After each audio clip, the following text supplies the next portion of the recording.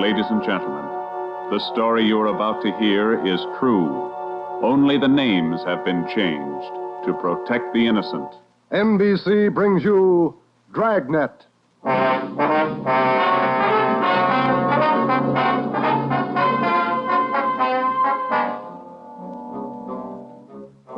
You're a detective sergeant.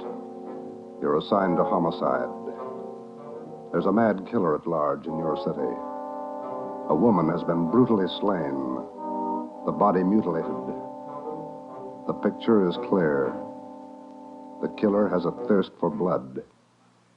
Your job, get him. Dragnet, the documented drama of an actual crime, investigated and solved by the men who unrelentingly stand watch on the security of your home, your family, and your life. For the next 30 minutes, transcribed in cooperation with the Los Angeles Police Department, you will travel step by step on the side of the law through an actual case from official police files. From beginning to end, from crime to punishment, Dragnet is the story of your police force in action.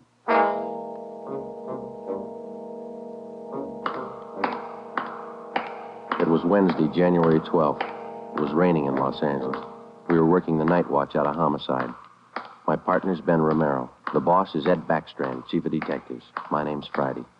I was on the way back from the morgue, and it was 11:23 p.m. when I got to room 42. Homicide. Hi, Joe. Chief wants to see you. He's in there with Romero. Thanks, Chandler. How's the wife? Fine. How about your mother? Better, thanks. Hi, Joe. Hi. Ronnie, sit down. Did they post the body yet? In the morning. Pretty messy. Strangled and mutilated. The guy's a maniac, Skipper. The body shows it. A murder like this, anybody's a suspect. The coroner looked at the body. He says the weapon was a long, sharp instrument. Found her in a hotel down on East 3rd Street. Manager's son discovered her about 7:30. You talked to him? It was too much for him. He passed out. Manager wasn't home. We'll check with him before midnight. Close to it now, Joe. We better get going. All right. The boys from the crime lab check the room. They're still down there, Ed. The place is a mess. Get back as soon as you can. We're working straight through on this thing. That's a hot shot. I'll get it. At the Lux Hotel, room 219, corner of South Grand and Cordova. Dead body. Possible homicide. The Lux Hotel, room 219, corner of South Grand and Cordova. Dead... What is it, Friday? Lux Hotel, possible homicide. Busy night. Yeah. You coming, Ed? Right. Let's go.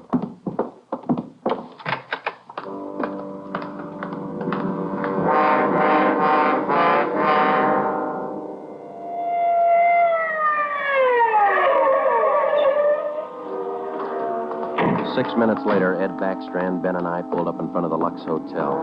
The manager met us at the door and led the way up a narrow stairway to the second floor. The room number was 219. We were prepared for the worst. We got it. You're right, Romero. The guy must be a maniac.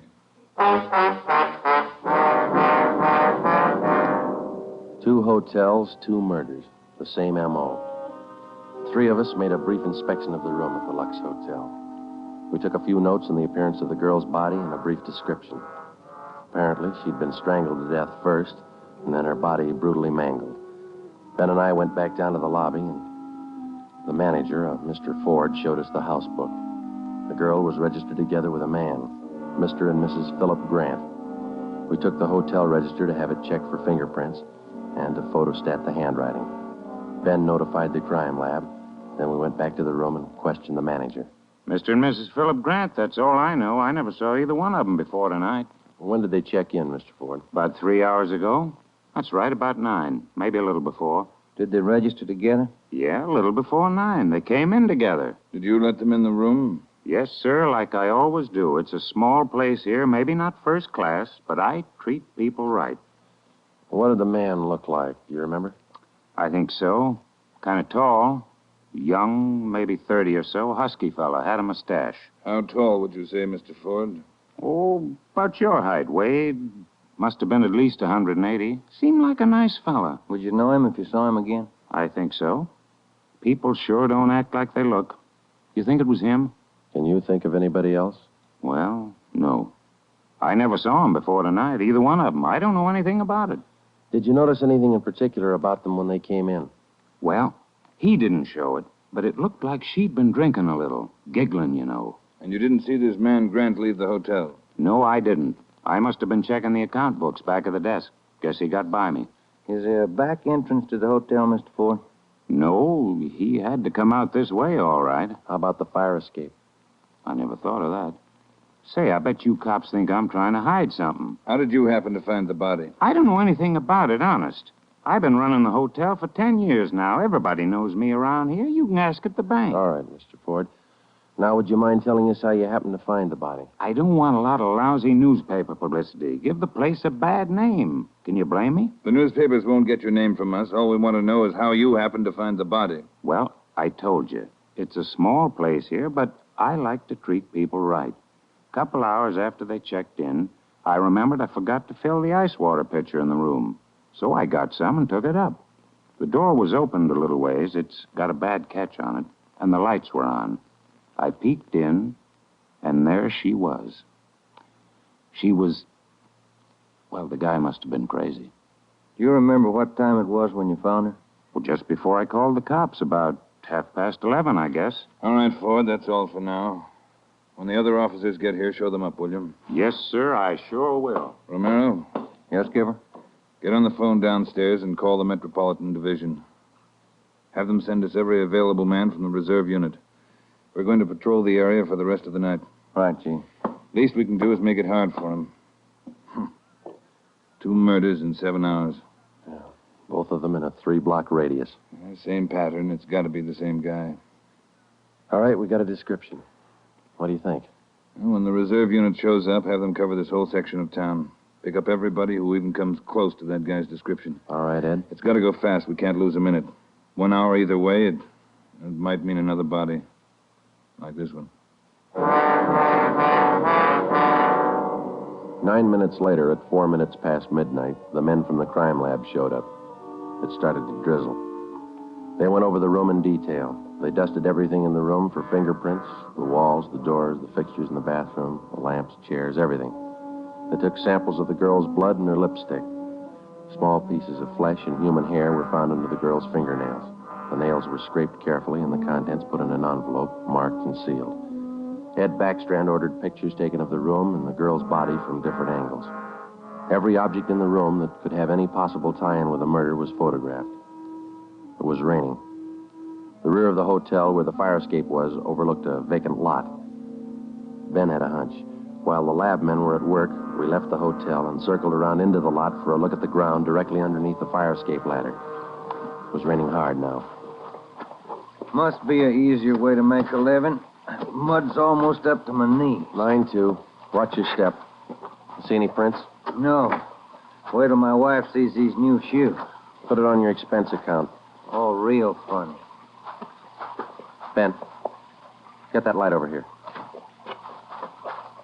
Look. Yeah. Good set of prints. Lucky that rain didn't start turning to wash them out by now. Yeah, hand me that cover from the trash can over there. I'll cover them. Wait a minute. What? Here, on the edge of the fire escape ladder. Small hunk of cloth. Man's suit? Well, looks like it. Might have caught himself in that sharp corner. I got it. All right, come on, let's get back. Yeah, out of this mud bath. Joe, Huh? let me have a light. You catch anything? Hunk of wrapping paper in that trash can. Stains on it. Open it up. Look. Yeah, a butcher knife. We went back to the Lux Hotel, room 219. The lab men were tearing the room apart. It was 10 minutes to 1. We gave the blood-stained knife and the piece of cloth we found on the fire escape to Lieutenant Lee Jones, head of the crime lab. We told him about the footprints just below the fire escape ladder. The knife will help us, so will the cloth. I don't know about the footprints. You say you covered them? That's right, Lee. They still look in pretty good shape. Maybe we can do something if the rain hasn't broken them down too bad. Bracken, Yeah, Lieutenant? you and Sloan get downstairs and take a look at those prints. If they're good enough, get a torch, dry them out, and make a cast, right? Okay, Lieutenant. Come on, Sloan. That's about all I can do for you now, Ed. I think we got everything there is to get. All right, Jones. I'll follow you back to the lab in a couple of minutes. Okay, Ed. Good luck, fellas. Thanks, Lee. We're going to need it. All right, Friday. Romero, it's your baby for the rest of the night. Lee, get anything? Few prints, a woman's purse under the bed. Don't know if it's hers or not. No identification. You going to be at the crime lab, Ed? All night.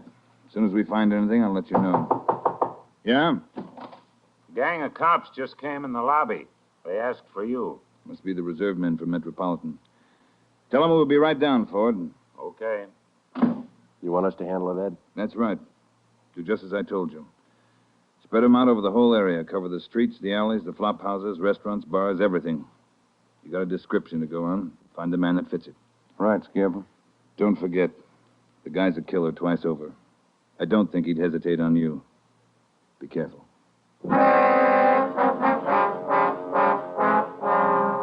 We went down to the lobby, and Ed Backstrand gave the reserve men their orders. Then Backstrand left, and Ben and I took over. We picked up another half dozen men in addition to the men in the reserve unit. They were deployed over an area of a dozen square blocks. It was one of the toughest sections of the city. With a general description of the suspect, some of them were to travel on foot, some in cruiser cars. A few minutes before 1 a.m., there was a steady downpour. Visibility was bad. At 3 minutes past 1, the manhunt was on. For the first 30 minutes, Ben and I cruised the general area between East 3rd and College Streets and Alameda and Figueroa. No sign. The rain kept on. We sat and listened to the calls come in. 12A, call your station. 12A, KMA 367. Attention, all units. Recovered license plates in the 6th column. 4 Young, 7690. 41R, 788 Standard Avenue at 373. 41R, KMA 367. Unit 71 at 2816 West La Cienega, a 507 party. What do you think, Joe? Any hunches? I think he's still around, somewhere inside these 12 blocks. I'd bet on it. 5? All right, you're on. Want to check out a couple of these bars along here? Getting on to closing time. It's a good idea. Pull over, huh? All right, let's check him for the next couple of blocks, huh? Right.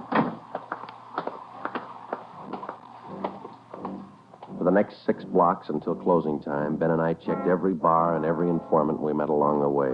The questions got to be automatic. Have you seen a man answering this description? Tall, dark, about 5 feet 11, 180 pounds, well-built, mustache, about 30 years old.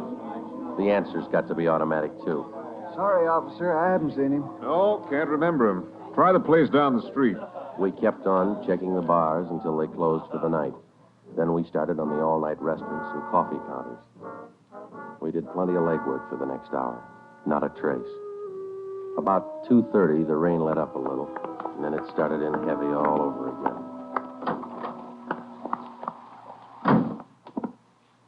That finishes that block. Yeah, I better get the radio on. Yeah. Beautiful weather. By the bucketful. You want to smoke? Thank you. Control 4 to Unit 80K. Is Your that a match? location, please. Yeah. 80K, your location. KMA 367. That's us, Joe. You want to take it? Yeah, I got it. 80K to Control 4. 80K to Control 4. Our location, corner of Alameda and Commercial. KMA 367. 80K, stand by. Something doing. Maybe. No, hold on a minute. Control 4 to 80K. Go to the crime lab, code 2. 80K to Control 4, KMA 367. Crime lab. Maybe those prints paid off. Well, I hope so. Let's go. That killer sure picked fine weather to work in. Feels like I just been swimming in these clothes. Yeah. I hope those guys in the crime lab have the heater on. A hot bath and a warm bed lead me on. Attention, all units. Hold it. Let's get the radio. All units. At 420 St. John's Place, a woman screaming. At 420 St. John's Place, a woman... All right, double around, Ben. Hit the siren. I'll get the light. Right, hold on. Left turn on the market, is that right? Yeah, watch out for those car tracks. They're wet. Hold on again. The alley up ahead to your right, huh? All right, pull up, Ben. Put the streetlight over there. There you are. All right, come on. Let's go. Officer, over here! All right, what happened? Let's have it. This girl, Rita, she was coming home up the street. A man, he tried to grab her. He slashed her coat. Look at her. I saw him as he ran under the streetlight. Where'd he go? Down that way, down the alley, over that fence there. A big man. Davis, you there? Yeah, Joe. All right, Ben, go with Davis. Circle behind the alley. See what you can find. I'll call in. All right, come on, Dave. Yeah. Officer, look at her face. What's wrong with her? Severe state of shock, it looks like. Get her in the house, huh? I'll call an ambulance. 80K to Control 4. 80K to Control 4. Control 4, go ahead. Direct all units in the vicinity to converge on area around St. John's Place from Jackson to Banning Street. A woman attacked by large man with knife. Suspect left seen on foot. Possibly still in area. Request ambulance. KMA 367. 80K, Roger, stand by. Attention, all units. Attention, all units. Converge on area around St. John's Place, Jackson to Banning Street. 80K reports woman attacked by large man with knife. Suspect left seen on foot. In 3 minutes, the area around St. John's Place was surrounded. For the next hour, the men combed the neighborhood back and forth. Every building, every storehouse in the 2 square blocks was searched from basement to attic. No trace. The girl, Rita, was hysterical. She could give us only a bare description of her attacker. At 3:45 a.m., a detail was assigned to patrol the area and the rest of the cars, and men were deployed again in the general area from Figueroa to Alameda Street and East 3rd to College Street. The manhunt went on. So did the rain. At 3:54, Ben and I checked in at the Old City Jail building, 2nd floor, the crime lab. Chief Ed Backstrand and Lee Jones were waiting for us. Heard about the call. How'd he get away? Not sure it was him, Skipper. How do you mean? Well, the girl wasn't hurt bad for one thing. No attempted strangling. For another thing, the guy stole her purse. That doesn't sound like the man we're after. Did you get a description from the girl? Didn't jibe too well, what she gave us. She's pretty hysterical. And you raked the neighborhood good? Every corner. Not a sign. You find anything? Yeah. Jones? Yeah, Ed. Fill them in, will you? Not one print on that knife you found, boys. Blood, but not a print. Your killer's crazy like a fox. And how about the scrapings from the girl's fingernails, Lee? Didn't help too much. Rarely do. Not enough to go on. Gotta have a fair-sized bit of flesh to run it for papal ridges. All we found under the girl's fingernails were small bits of skin. Yeah? She probably scratched the guy up some. Might have drawn blood. We had more luck with the footprints. You get an impression? Right out the ground with torches and cast them. About size 10B. That's fine, Lee. But how about the prints? Only good one was a thumb. Real good. Got it off the wall near the light switch in the bathroom. You classify it yet? Yep. Found it in our single fingerprint file. The print belongs to a man by the name of Long. Robert Long. You got a record, Ed? Yeah. Misdemeanor. 2 arrests for drunkenness last October. Petty theft in December. The mama sheet shows a dishonorable discharge from the United States Coast Guard in 1946. Age 29, 192 pounds, 5 feet 10 inches, dark hair, dark eyes. That's close enough. We got even closer, Joe. Long works as a counterman at the Cottage Cafe down on South Flower. Started there last week on the early morning shift, but he didn't show up for work last night. Good. Where'd you get the tip? The knife you boys found. It didn't have any prints, but it had a brand on it. We ran it down. It was taken from the Cottage Cafe. Mm-hmm. Any address on this Robert Long, Ed? Yeah, got it from his boss. Rooming house on East 1st. Landlady says he hasn't been home in 2 nights. Yeah, now we wait. Rooming house is staked out, and so is the Cottage Cafe, just in case Long decides to show up for work this morning. What time you got, Romero? 6 minutes past 4. All right. We've got every indication that Robert Long's the man we're after. His description, fingerprints, the knife, the footprint, his size. Maybe we're wrong. I don't think so. How about a motive, Ed? I think Robert Long likes to kill. He's thirsty for it. None of the victims were criminally attacked. They were strangled. Bodies mutilated. How about robbery? No. 2 of the women he killed had money in their purses. He didn't touch it. Well, what's next, Skipper? Back on the street? Figueroa to Alameda, East 3rd to College Street. Keep a net around that area and work it back and forth until we're positive he's not inside. I think he is.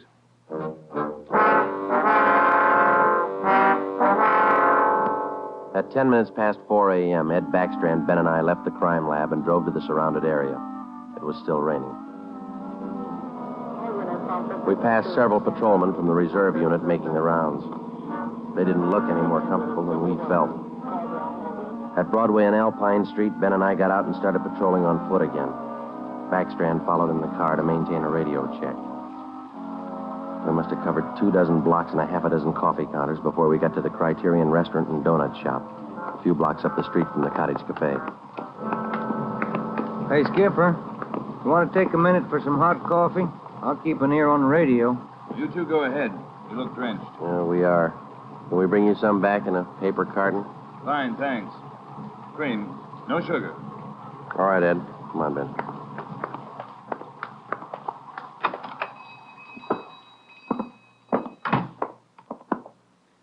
Place is empty. Yeah. Yes, sir, gentlemen. What'll it be? Hot coffee? Yeah, there's 2 of us here. Can you fix up one to go? Sure thing. Say, on that one to go, cream, no sugar. Right. Say, you fellas cops? Yeah, why? No offense, just wondering. Here you are. Thank you. Cop in uniform was around a couple hours ago. Wanted to know if I'd seen some guy he was looking for. Tall, about 190 pounds, mustache, about 30 years old. Yeah, that's the description he gave me. He was looking for the guy. So are we. Say, that's good. That other cop came in right at my busiest time, a little after 2 when the bars closed. You know, it gets pretty rushed, and I didn't have much time to think, so I just said no. Then after the cop left, I remembered. You saw a man answering that description tonight? Yeah. I would have told the cop, but I was rushed. You know how it is. No time to think, and then I remembered. Are you sure? Oh, I'm sure, all right. Whoever he is, he's a lady killer. What do you mean?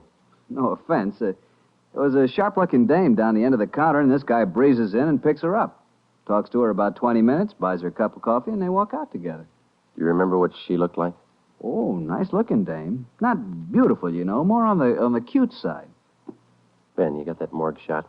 Oh, yeah. Here it is. Thanks. Here's a picture. This the girl? Let's see. Yeah, that's her. Who is she? I don't know, mister. Down at the morgue, they call her Jane Doe, number 7. Just by accident, we'd come across a concrete lead on the killer's method of operation. The picture we showed the man in the donut shop was a shot of the strangler's first victim the night before. Evidently, the killer would enter a bar, coffee shop, or restaurant, strike up a conversation with a woman, make friends with her, either buy her drinks or invite her to a bar in the neighborhood, and then the rest of the puzzle was still unsolved. We went back to the Cottage Cafe and checked with the men on stakeout. Not a sign of him, Chief. How are you men covering the place? Baxter up in front in the booth across from the cash register. Lyman's back with the dishwashers. I'm at the counter. When's Long due to report for work, Dave? At 5. About 20 minutes to go. You're lucky you're inside. It's wet out there. You'll look it. All right, Davis. We'll be around about 5. Right, Chief.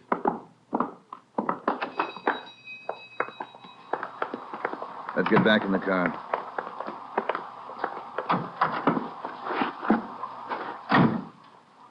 Where to, Skipper? Cruise the next 2 blocks, but don't go too far. If Long shows up for work this morning, we want to be around. The next 10 minutes dragged by. The rain kept on. Backstrand chewed nervously on a cigar. At South Flower and First Street, the sewers were clogged with street refuse. The rain backed up and filled the intersection. A group of aircraft workers huddled together in a doorway on one corner, waiting for the bus. It was cold and damp. I opened one of the back windows in the car to get some fresh air in. Off in the distance and close by, we could hear the sounds of a big city waking up slow to a rainy January morning. It was 8 minutes to 5. Attention all units. Attention all units. At 780 East Main, a restaurant. Man answering description of murder suspect. All right, Romero, step on it. Right, Skipper. About 10 blocks away, Ed. Who's going to cover the men at the Cottage Cafe? If this is a blind lead, it won't take us long to find out. They can handle it alone if they have to. Hang on. Look out. We're skidding. That was a close one, Ben. Yeah. If this is the guy, I owe you $5, right? Yeah. Attention all units. Additional information on your call to 780 East Main. Officers in pursuit of suspect. Suspect is on foot. Step on it, Romero. Attention all 2 more units. blocks, Skipper. Watch it, Ben. Next one to the left. Got it. That's the joint up ahead there. All right, Conrad. Watch your step and don't take chances. Don't play with him. Right. Here we go.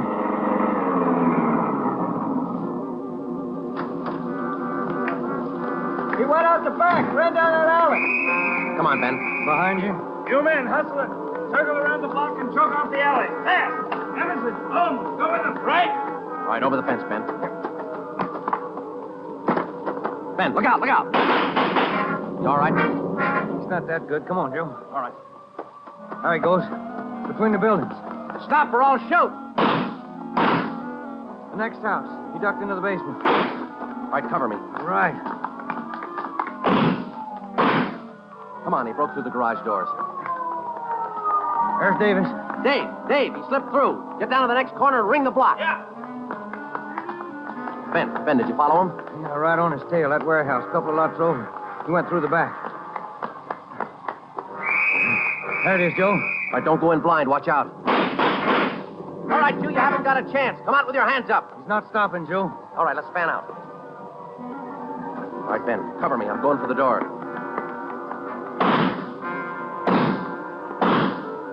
All right, Ben, come on. You're clear. You spot him? There he is. Let's get him. Close. He's in a good spot. Let's move. He's up in the loft. Come on, let's head for the stairs. Will you? Easy. You spot him, Ben? No. Not a sign. Ben, look out, that packing case.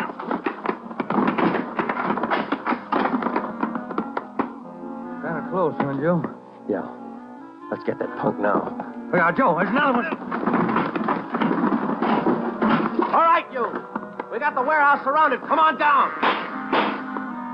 All right, then we'll blast you out. Joe, he's dropping down the ladder. He's going for the front door. They're waiting for you with Tommy guns out there. They'll cut you down. Stop.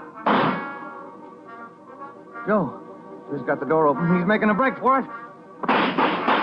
He's crazy. He's trying to shoot his way out.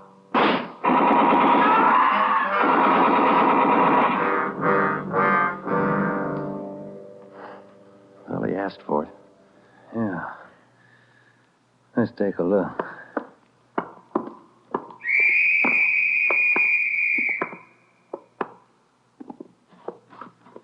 Messed up. Well, like his girlfriends. Yeah. Maybe he just didn't like women. Maybe. Hi, Ed. You all right? Tired. This is him, huh? Even the scratches that girl made on his face. Description match? 5 feet 10, 192 pounds, dark hair, dark eyes, age 29. Robert Long, killer.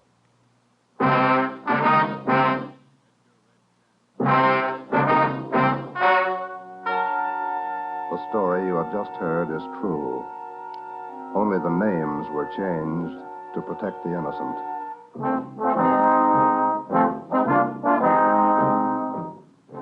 You have just heard the 10th in a new series of authentic cases transcribed from official files. Technical advice for Dragnet is furnished by the Los Angeles Police Department. Tonight's program is dedicated to Detective Louis A. Abbott of the Chicago Police Department, who on the afternoon of March 3rd, 1947, gave his life so that yours might be more secure.